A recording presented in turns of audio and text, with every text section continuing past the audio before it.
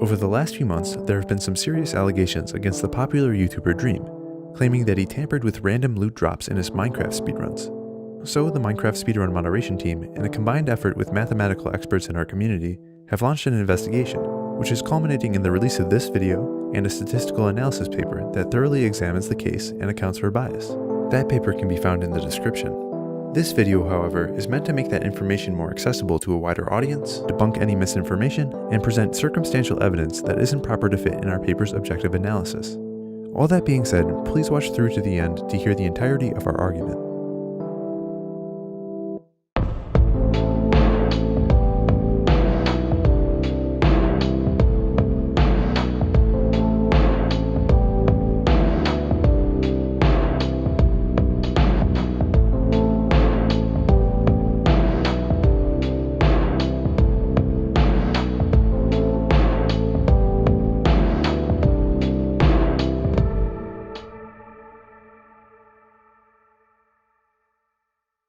On October 16th, speedrunner Minecraft posted data he collected from 6 consecutive live streams of 1.16 random seed glitchless speedruns by Dream from earlier that month. The data he collected was reviewed by several members of the mod team, and it showed that random piglin barters performed throughout these streams yielded significantly higher ender pearl drop rates, Dream getting an astounding 42 successful trades out of 262 possible trades.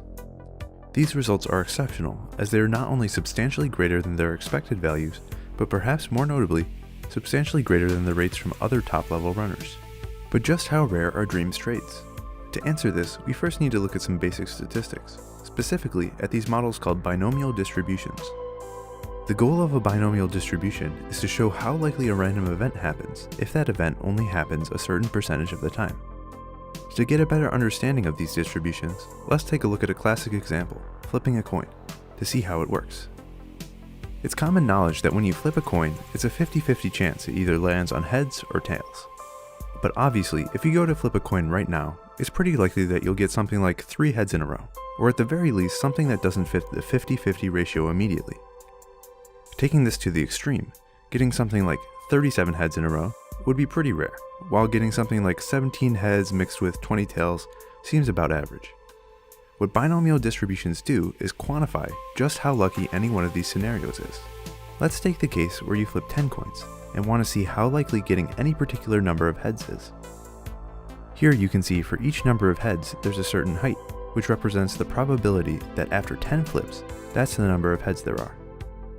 So for 6 heads in 10 flips, this is the chance of it happening. But say if you want to look at the chance of getting 6 heads or better, you can add all of these probabilities to get the combined chance. Binomial distributions don't only work for coins though. In fact, every event that either happens or doesn't because of some probability can be modeled through binomial distributions. This is great since we want to understand the odds of getting repeated pearl trades from piglins. The major difference between pearls and coin flips is that pearl trades only have a 4.7 chance of happening, which shifts the distribution to the left considerably and makes the slope a lot steeper. Alright, hopefully I didn't lose you too much in the math, but now we have the proper skills to understand speedrunners' odds of getting pearl trades over time. But before we get to Dream, let's take a look at another top runner. In fact, he's the luckiest runner we could find, Illumina. Over the course of 5 streams in September and early October, Illumina was able to trade 323 gold with piglins in his RSG attempts. From that 323 gold, he got 20 pearl trades. Let's model this with our binomial distribution to see just how lucky Illumina got. Plugging Illumina's trading results into the formula, we get an approximate value of 0.09. This means that there's only a 9% chance of getting 20 or more pearl trades with 323 gold, placing Illumina above 91% of other runners. This is really lucky, but Illumina most certainly did not cheat to get these odds. These kinds of numbers are expected when you think of the total number of runners doing attempts. For instance, say about 1,000. Since 1 in 11 of those runners will get comparable luck, about 90 other people did just as well or better than Illumina. Did Illumina get pretty lucky? Yes. Although any statistician will tell you that 0.09 is just a small statistical deviation. But that's just for 20 in 323. Let's take a look at Dream's odds. This isn't exactly a good look. Across 6 streams, Dream bartered 262 times and got 42 pearl trades, which when plugged into the formula comes in at 1 in 177 billion. It might be a bit difficult to visualize just how unlikely these odds are, so we thought it would be useful to put Dream's rates in context with other speedrunners. So members of our community watched through hours of runs to gather data the exact same way Dream's was collected, and we created this graph which shows barters against pearl trades. Dream is just miles above anything remotely comparable or even reasonable, assuming his rates are the vanilla values. This information has been public to an extent for over a month now, and Dream has released a document trying to refute the idea that he cheated. The main thing he's saying is that the data collected was biased in some way, so the extremely high figures in the billions aren't correct. So let's take a look at some of these supposed biases. The first major argument that Dream has pushed is that the data is biased because of a stopping rule. He's saying that since he stopped streaming runs because he got a personal best time, that was good because it was lucky, that last data point will be skewed upwards. This isn't the entirety of how stopping rules work, but it is just what Dream mentioned. This is a quite valid concern, and the way to correct for it is actually pretty complex, and we go into it in the paper. Correcting for this bias, the numbers go from 1 in 170 billion to the low number of 1 in 82 billion. Another point that Dream has pushed is that the data was cherry-picked with some selection bias across his 24 hours of footage, or was selected across runners because of having more noticeable RNG. The argument essentially boiled down to, they noticed that my luck was really high, so when they investigated it and found out it was really high, it doesn't count because it was biased. You can check the paper for a rebuttal, but we effectively examined the probability of this happening even if we checked multiple runners or streams first, and the bias wasn't nearly strong enough to refute the idea that the odds were possibly tampered with. Look, we're the first to admit that the data is actually biased, but it's nowhere near as biased as it would have to be to disqualify the evidence. The thing with real-world data is that it's pretty much always going to be biased in some way, but the field of statistics was made to interpret this stuff nonetheless, and account for all the errors. In our case, we've overcorrected the bias far enough so that we're biasing in favor of Dream, and we're still getting pretty crazy numbers. And we haven't even gotten to the strongest evidence so far. Guess what else has a random drop chance in speedruns? Blaze rods. Anyone want to guess what Dream's blaze luck was? 1 in 113 billion. Again, we go into this in much more detail in the paper, and we don't have much time to talk about it here, but the blazes pretty much follow the same logic as the pearls.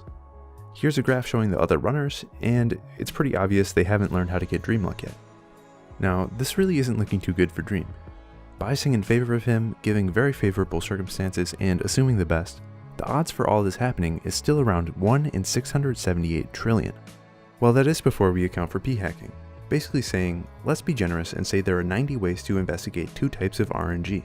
If someone malicious was looking to cherry-pick data, then they would just choose the most unlikely one out of the 90. So, since we'd want to correct for this potential bias, we divide 678 trillion by 90 and get a value of 1 in 7 trillion, which as you may notice is still a ridiculously large number.